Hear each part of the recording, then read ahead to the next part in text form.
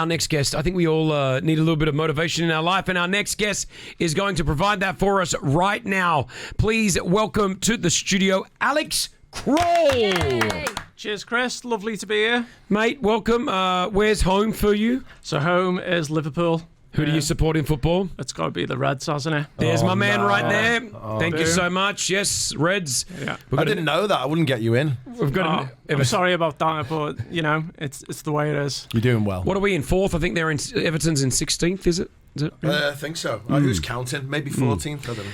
So it tells me, Alex, former Marine who sadly suffered a serious motorcycle accident when you were fairly young, which has left him paralysed from the waist down. When did the accident happen? So, unfortunately, I was 22 years old. So I was just at the beginning of my career and, passed out as a Marine and was loving life. And unfortunately, one day I had a motorbike accident. So this is in England? Yeah, back home in England. So, I had my accident at 22. Newly qualified Marine, and my job, I was a boat driver for the Royal Marines, and it was quite hard. I had no job, no identity, didn't know how life was going to be, but I'm doing all right now. So the age of 22, I remember being 22 years old. You're young. You're dumb. You think you've got the world to get. You're unstoppable at that age. I remember being 22, just being unstoppable. You must have gone from a high to a dramatic low very quickly. How does one handle that? Well, it's hard for the next couple of years. You're trying to find yourself and find your purpose in life. But I'm not a believer in fate. But the training that I had in the Marines, it set me up in a good way to take on this new life, this new form of me. And so at the beginning of my recovery, I just reached out, tried to do everything that I could, and I tried to see what worked well. And the couple of sports that I fell into was wheelchair tennis and cycling, and I kept going. And you dominated it. You didn't just get into the sport; you dominated it. Well, no, I lost massively for about 10 years. And with my disability, so I've got a spinal injury, and tennis is hard. Tennis is a hard game to do. So I lost for years, and then the Invictus Games came around and tennis was in it, and I thought, right, this is my time to shine. And it all came good. And you got gold in the Invictus Game, right? I did, yeah. How was that feeling? Amazing. It was truly, I went to Orlando in 2016. That's awesome. Yeah, and we didn't know what the competition would be like, and went out there. And one thing with the Marines, I didn't get a chance to serve my country. You know what I mean? But the games was my chance to train and represent the Corps and represent my family. And I went out there and smashed it. Did you meet Prince Harry? Yeah, the main one. Yeah, wow. Yeah, the Prince Harry of 2016. He's a phenomenal guy, and I think he's got. He really does believe in the games and what it stands for, and I love the guy. I think you said you didn't get a chance to represent your country. I think you're doing it right now every single day. This is representing your country. This is putting, England, Liverpool. Liverpool needs a bit of good PR, especially if there's people like Rossi coming out of it that I know of. Thanks a lot. So, the likes of you, Alex, coming out is fantastic. So, are you on a mission now? I mean, what's your mission? Is your mission to inspire? Because you're obviously doing that right now this morning, for example. Yeah, it's a funny concept, isn't it? No one wakes up every morning and thinks, right, I am going to go and inspire people. No one thinks that. But what I try and do, I try and live my life the best I can, and I try and find the opportunities out there. So whether it be flying, tennis, skiing, whatever, I try and get out there, and I just try and do the best I can. I've got my wife and my little boy, and I think they need to see me doing well, and if I'm doing well, everyone else is doing well. Tell us a bit about flying. You did this massive handheld flight, right? Yeah. Where did you fly from, and what was the reason for you doing that? So, again, one of these opportunities was called Handy Flight, and these two guys, they had this concept where, so each year they would have a fly-in, so people with disabilities will fly in to this organisation or this event, and they had this idea, why don't we fly out? And the fly out was going to be right round the world. So what a way to do it. Wow. And they were inviting different pilots with disabilities to come and join them on different legs.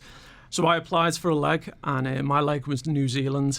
And so my wife gave me a bit of stick for that. She said you couldn't do like France to Spain, could you? You went and had to choose the longest, furthest leg. So yeah, I met these guys in New Zealand. That's awesome. And we flew around the country. Wow. And it was phenomenal. And each time we stopped off, we were trying to make a statement that, that people with disabilities can do these amazing things. And I hope we sent a message when we did that. That's awesome, man. I mean, we've got a good friend of ours, a good friend of mine. His name's Sujit. He also is paralyzed from just below the chest down from a motorcycle accident when he was 20 years old in India. And he's been on the show, and he's a local. I'd actually love you both to meet, because he inspires me every day. And I think that you guys have a vision where, because you're in a wheelchair, life doesn't stop. If anything, it can get better, and you can do even more and inspire others. Yeah, definitely. I mean, like, there's bits of kit out there which. So every day I take my boy to school, and I've got this little whizzy wheel on the front of my wheelchair, and it's cool. Like, I see the other dads, and they're like, "Mate, that's ace."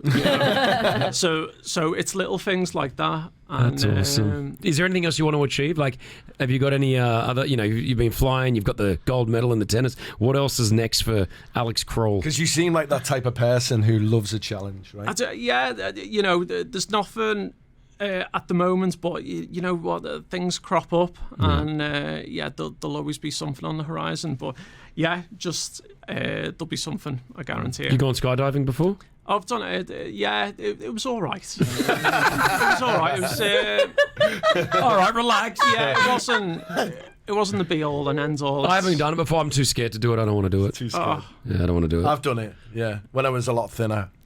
Yeah. You sound like you're obviously in a very positive place in your life, but clearly at the beginning of it all, and I know you said that your Marine Corps training helped you kind of overcome those darker moments. But can we go just mentally, when you get to a dark moment, and it doesn't have to be the same situation as yours, how did you kind of pull yourself out of that dark moment? Because I think a lot of us go through those peaks and valleys through our lives, right? Yeah. But sometimes we feel like there is no out.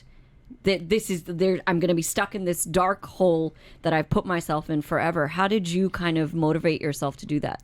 That's a great question. And that life is full of highs and lows. So obviously I'm coming here and I'm telling you all the great stuff that I've been doing. But at the beginning of this year, I was in a bad way. So I caught sepsis at the back end of last year. And basically for this year, I've been off and on bed rest for about 6 months. And it's hard. It's mentally hard knowing what you're capable of and knowing that you can't achieve that. And sometimes you've got to heal and recover. But I think what's helped me is my network, my friends, my family, the support that I get. And there's a lot of people that don't have that. And I think you've got to grip onto whatever's good in life. And my friends and family get me through the hard times. Yeah, that's amazing. Wheelie Good Pilot on Instagram. I like that. Wheelie. Do you see what I did there? Yeah, I can see what you did there, mate. Alex Kroll. That's Alex, then Krol. If you want to follow the man on Instagram, hit the like button. I can see everything that you're going on there, mate. Listen, thanks for being an inspiration. Thank you for representing the UK, and keep doing it, mate. And you always can come through on your next adventure, whatever it is that you decide to do. This is always a little stopover for you. You know what, Chris? There might be a book coming through. So if let me know when it's out. Come in. Definitely. I will do. Come in. Nice. Definitely. Do not get Rossi to do the audio book for you, though. All right. All right. So how can I just ask something real quickly? You're both from Liverpool. Yeah. Sounds so different. He sounds different to you. Yeah, you're a proper Scouser, right? Where are you from in Liverpool? So initially Aintree. Okay. But I emigrated to Formby, and I think when you do that, your accent gets a little bit posher. You still sound a lot more Scouse than me. My wife's from Birkdale.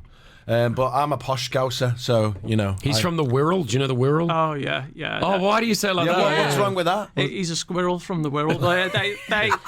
They get the best view, so they look across to Liverpool. Oh, they look down at everyone, do they? Like, oh, here we are in the mountains. Well, I'm just saying it's where all the football players live, you know what I mean? Mate. So. Yeah, all right. We're Well, listen. rich. Alex Kroll, thank you for spending some time with us this morning, and thank you for being inspirational. We appreciate you, mate. Well